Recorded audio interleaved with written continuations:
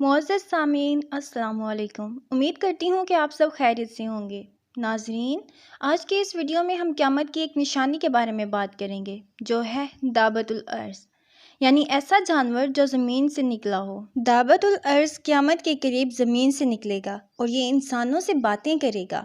معزز سامعین، آج کے اس ویڈیو میں ہم دابۃ الارض کے بارے میں قرآن و سنت کی روشنی میں اس پہ تفصیل سے بات کریں گے کہ یہ جانور کون ہے، یہ جانور زمین سے کب نمودار ہوا، کیا یہ جانور زمین سے نکل چکا ہے اور قیامت کی یہ نشانی پوری ہو چکی ہے۔ قرآن مجید کی سورۃ نمل میں اللہ سبحانہ و تعالیٰ بیان کرتے ہیں، اور جب ان کے بارے میں عذاب کا وعدہ پورا ہوگا تو ہم ان کے لیے زمین سے ایک جانور نکالیں گے جو ان سے باتیں کرے گا۔ یہ ہم اس لیے کریں گے کہ لوگ ہماری آیتوں پر ایمان نہیں لاتے تھے۔ معزز سامعین، سورۃ نمل کی آیت نمبر 28 میں اللہ تعالیٰ ارشاد فرماتے ہیں، ہم زمین سے ان کے لیے ایک چوپایا نکالیں گے جو ان سے کلام کرے گا۔ چوپایا کا مطلب ہوتا ہے 4 پاؤں والا جانور، یعنی ایسا جانور جو بیٹھ کر چلے، چھپکلی کی طرح چلے۔ جیسے بکری ہوتی ہے نا، وہ تھوڑا زمین سے اٹھ کر چلتی ہے، لیکن چھپکلی جو ہوتی ہے اس کے 4 پاؤں ہوتے ہیں اور زمین پر تھوڑا بیٹھ کر چلتی ہے۔ معزز سامعین، دابۃ الارض عربی زبان کا لفظ ہے جس کے معنی ہے زمین سے نکلنے والا جانور یا ایسی کوئی بھی چیز جو زمین سے نکلتی ہو۔ دابۃ الارض قیامت کی ایک نشانی ہے، جیسا کہ ہم سب جانتے ہیں کہ قیامت کی 10 بڑی نشانیاں ہیں۔ اس کے بارے میں حدیث پاک میں کہا گیا ہے کہ حضرت حذیفہ بن زید رضی اللہ تعالیٰ عنہ غفاری فرماتے ہیں کہ نبی صلی اللہ علیہ وآلہ وسلم اس وقت ہمارے پاس تشریف لائے جب ہم آپس میں بیٹھے باتیں کر رہے تھے۔ آپ صلی اللہ علیہ وآلہ وسلم نے ارشاد فرمایا کہ کیا باتیں کر رہے ہو؟ تو ہم نے کہا کہ ہم قیامت کے بارے میں گفتگو کر رہے ہیں۔ آپ صلی اللہ علیہ وآلہ وسلم نے ارشاد فرمایا، اس وقت تک قیامت نہیں آئے گی جب تک تم اس کے بارے میں 10 نشانیاں نہ دیکھ لو۔ اور وہ 10 نشانیاں یہ ہیں: دھواں، دجال، دابۃ الارض، سورج کا مغرب سے طلوع ہونا، حضرت عیسیٰ بن مریم علیہ الصلوۃ والسلام کا نزول، یاجوج ماجوج، مشرق میں زمین کا دھنسنا، مغرب میں زمین کا دھنسنا، جزیرہ عرب میں زمین کا دھنسنا، یمن سے ایک آگ نکلے گی جو لوگوں کو ہانک کر میدان محشر کی طرف لے جائے گی۔ ان 10 نشانیوں میں سے ایک نشانی دابۃ الارض ہے۔ دابۃ الارض کیا ہے، یہ کب نمودار ہوگا اور اس کے آنے کا کیا مقصد ہوگا، یہ وہ سوالات ہیں جو ہمارے ذہنوں میں رہتے ہیں، اور آج ہم بڑی تفصیل کے ساتھ ان کے بارے میں گفتگو کرنے والے ہیں۔ تو چلتے ہیں اس سوال کی طرف کہ یہ کب نمودار ہوگا۔ دابۃ الارض سے پہلے جب دجال کا خاتمہ ہو جائے گا تو حضرت عیسیٰ علیہ السلام کو اللہ تعالیٰ کا حکم ہوگا کہ وہ مسلمانوں کو کوہ طور پر لے جائیں۔ اللہ تعالیٰ ایسا اس لیے کہیں گے کیونکہ تب یاجوج ماجوج کی آمد ہوگی، اور یاجوج ماجوج ایسی قوم ہے جس میں لڑنے کی ہر مسلمان میں ہمت نہیں ہوگی، کیونکہ یہ بہت ہی پاورفل قوم ہے اور یہ تعداد میں بھی بہت زیادہ ہے۔ یہ دنیا میں فساد اور قتل و غارت کریں گے۔ جب فرصت پائیں گے تو لوگوں سے کہیں گے کہ زمین والوں کو تو ختم کر دیا، اب آسمان والوں کو ختم کرنے کی باری ہے، اور یہ کہتے ہی وہ اپنے تیر آسمان کی طرف پھینکیں گے۔ اب آسمان سے جو تیر واپس آئیں گے ان پر خون لگا ہوگا۔ بے شک یہ اللہ تعالیٰ جان بوجھ کر کریں گے کیونکہ شاید وہ یاجوج ماجوج کو ڈھیل دینا چاہتے ہوں گے۔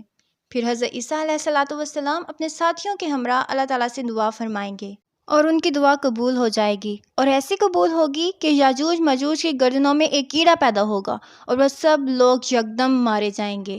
پھر حضرت عیسیٰ علیہ السلام اپنے لوگوں کے ساتھ پہاڑ سے اتریں گے تو وہ دیکھیں گے کہ پوری زمین پر لاشیں ہی لاشیں بکھری پڑی ہوں گی اور وہ بدبو سے بھری ہوئی ہیں۔ پوری زمین ان لاشوں سے بھری ہوئی ہوگی اور زمین کا کوئی حصہ بھی خالی نہیں ہوگا۔ پھر حضرت عیسیٰ علیہ السلام اللہ تعالیٰ سے دعا کریں گے تو اللہ تعالیٰ ایک خاص قسم کے پرندے بھیجیں گے جو یاجوج ماجوج کی لاشوں کو جہاں اللہ تعالیٰ چاہیں گے وہاں پھینک کر آئیں گے۔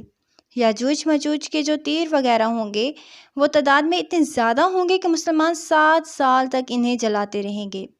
تو اسی سے آپ اندازہ لگا سکتے ہیں کہ یاجوج ماجوج کی قوم کتنی بڑی ہوگی۔ یاجوج ماجوج کے خاتمے کے بعد حضرت عیسیٰ علیہ السلام اللہ تعالیٰ سے دعا کریں گے اور پھر بارش ہوگی، اور یہ بارش بنجر زمین کو پھر سے سرسبز کر دے گی، کیونکہ یاجوج ماجوج زمین پر کچھ نہیں چھوڑیں گے، سب کچھ کھا پی جائیں گے، زمین بالکل ویران ہو جائے گی۔ پھر بارش ہوگی اور زمین سرسبز ہوگی، پھل اور سبزیاں اگے گی، ہر طرف خوشحالی ہی خوشحالی ہوگی۔ تب دابۃ الارض کا وجود ہوگا۔ معزز سامعین، مکہ میں موجود صفا پہاڑ پھٹے گا اور اس میں سے ایک جانور نکلے گا۔ جو اپنا سر مٹی سے جھاڑتا ہوا مسجد حرام میں لوگوں کو دکھائی دے گا اور پھر حجر اسود اور مقام ابراہیم کے درمیان پہنچے گا۔ یہ واضح عربی زبان میں لوگوں سے باتیں کرے گا، اور یہ جانور ایمان والوں اور کافروں جنہوں نے ایمان کا لبادہ رکھا ہوگا انہیں نشان لگا کر الگ الگ کر دے گا۔ اسی جانور کو دابت الارض کہتے ہیں۔ تو اب بات کرتے ہیں اس جانور کی کہ یہ جانور کیسا ہوگا، اس کا رنگ کیسا ہوگا، اس کی باڈی یعنی اس کی جسامت کیسی ہوگی۔ حضرت علی کے فرمان کے مطابق اس جانور کے بال اور داڑھی ہوگی، دم نہیں ہوگی۔ حضرت زبیر کے مطابق یہ بیل کی طرح ہوگا، اس کی آنکھیں خنزیر جیسی ہوں گی، اس کا سینہ شیر کے سینے جیسا ہوگا اور شتر مرغ جیسی لمبی گردن ہوگی۔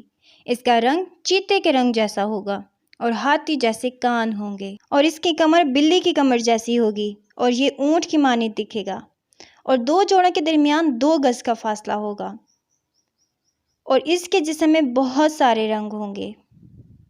حضرت ابن عباس کے مطابق اس کے سینگ ہوں گے اور ان کے درمیان فاصلہ ہوگا، یعنی اس قدر بڑا ہوگا کہ سینگوں کے درمیان فاصلہ نظر آئے گا۔ اس کے سینگ بہت بڑے ہوں گے اور کسی نیزے کی مانند ہوں گے۔ اس کے پاس 2 پیغمبروں کی نشانیاں ہوں گی، حضرت موسیٰ کا عصا جس سے وہ مومنوں کے چہروں کو منور کرے گا اور انہیں جنت کی بشارت دے گا، اور حضرت سلیمان کی انگوٹھی جس سے وہ کافروں کے ماتھے پر سیاہ مہر لگائے گا اور انہیں جہنم کی نوید دے گا، اور پھر کلام کرے گا اور کافروں سے کہے گا کہ تم لوگ ہماری آیتوں سے انکار کرتے تھے۔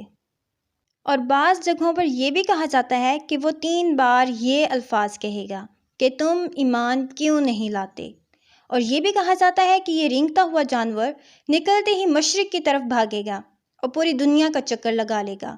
پہلے شام پہنچے گا، وہاں ایک زوردار چیخ بلند کرے گا، وہاں سے پھر مکہ پہنچے گا۔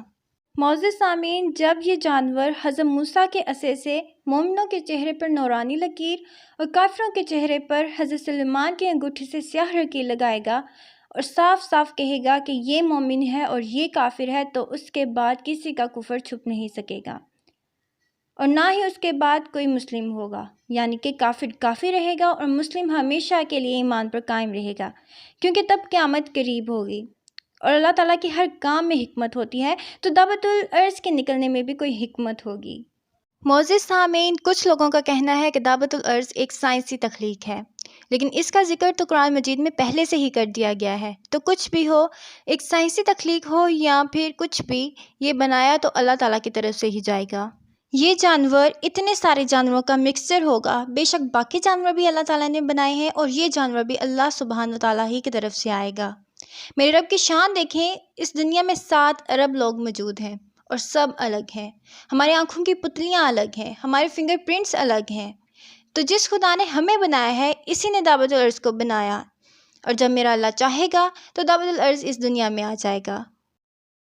معزز سامعین، جیسا کہ ہم لوگ جانتے ہیں کہ جس دن قرآن مجید اس دنیا سے اٹھا لیا جائے گا، جس دن سورج مشرق کی بجائے مغرب سے طلوع ہوگا، اور جس دن دعوت الارض آئے گا اور وہ مومنوں اور کافروں میں واضح فرق کر دے گا، اس دن کے بعد توبہ کے دروازے بند کر دیے جائیں گے۔ معزز سامعین، قیامت کے روز جب لوگ حضور اکرم صلی اللہ علیہ وآلہ وسلم کی شفاعت کو دیکھیں گے تو وہ انہیں ماننے لگیں گے، لیکن اس وقت کا ماننا بھی کیا ماننا ہوگا؟